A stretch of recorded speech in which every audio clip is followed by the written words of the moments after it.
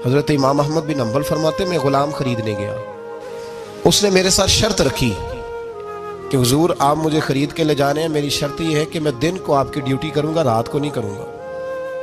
फरमाते मैं ले आया, घर ला के मैंने पूछा तेरा नाम क्या है? कहने लगा हुजूर गुलामों का नाम नहीं होता। खाएगा क्या? हुजूर गुलामों की चाहत नहीं होती, जिस नाम से पुकारोगे आ जाऊंगा, जो दोगे खा लूंगा। कहा किस कमरे में रहोगे? कहा हुजूर गुलामों के नखरे नहीं होते। कहते मैंने कहा फिर भी ये कमरे हैं, पसंद कर लो। एक टूटा फूटा सा कमरा उसने पसंद कर लिया। इमाम अहमद बिन हम्बल फरमाते मैं उसे काम बताता पर इतनी मेहनत से करता कि कमाल कर देता, मेरे इशारे समझता। एक दिन मैं तहज्जुद के वक्त उठा, उसके कमरे में गया तो वो तौबा तौबा पुकार रहा था। सुनो वलियों की तौबा। फरमाते उसके कमरे से चीखने की, या अल्लाह माफ कर दे, या अल्लाह माफ कर दे, अल्लाह माफी दे दे। तड़प रहा है, रो रहा है। और इमाम अहमद बिन हम्बल फरमाते हैं हाल ये है कि उसके कमरे से लेकर आसमान तक नूर ही नूर फैला हुआ है, नूर ही नूर। और वो रोता है या अल्लाह माफ कर दे, या अल्लाह माफ कर दे। फरमाते मैं सोचने लगा माफी किस चीज की मांग रहा है।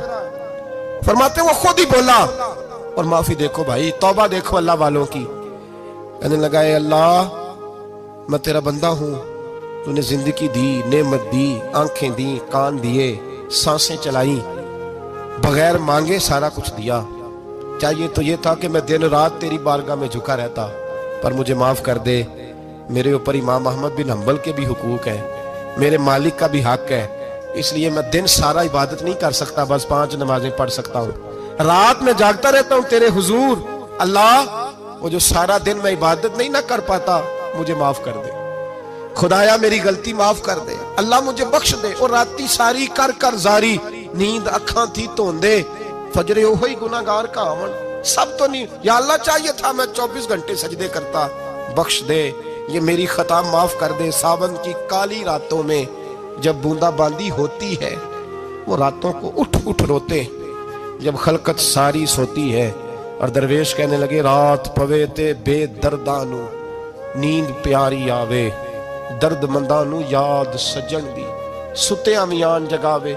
या अल्लाह माफ कर दे, मैं सारा दिन सजदे नहीं कर पाता, सारा दिन लंबी न माफी दे दे। ये तौबा है अल्लाह वालों की।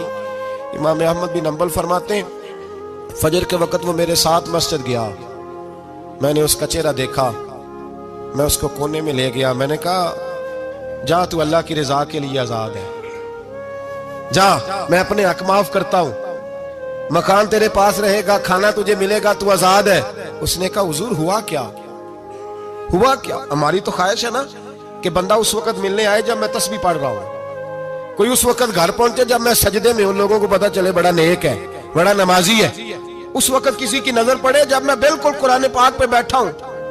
फरमाते हैं जब मैंने कहा ना तू आजाद है, तो कहने लगा हुजूर क्या हुआ?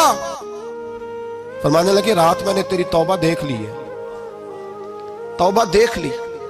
इमाम साहब फरमाते वो फिर तड़प के रोया, सजदे में सर रखा, तूने ये क्या अजब किया, मुझको भी फाश कर दिया। मैं ही तो एक राज था, सीना एक कायनात में, मैं सिरापा मखजन राज था, मैं रहा था मुद्दतों राज में। ये तेरा शौक के दीद कशा कशा मुझे भी खींच लाया मजाज में। ए अल्लाह पर्दा ही खोल दिया तूने, ये इबादतें, ये तौबा, ये रियाजतें, ये तेरा मेरा राज था। अल्लाह तूने पर्दे ही खोल दिए, मेहरबानी कर मुझे पर्दा पोशी अता फरमा। अल्लाह माफ कर दे, मुझे पर्दा पोशी अता कर।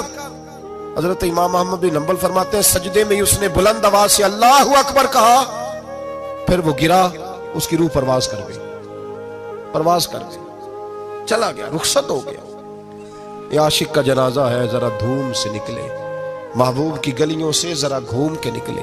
ओ भाई इस बात पे भी तौबा है कि या अल्लाह मैं सारा दिन नफल नहीं पिए, ये अल्लाह के वलियों की तौबा है। सारा कुछ कर कर आके ना, सारा कुछ कर कर आके फिर भी माफी, ड्यूटियां करके सारी फिर भी माफी, या अल्लाह माफ कर दे।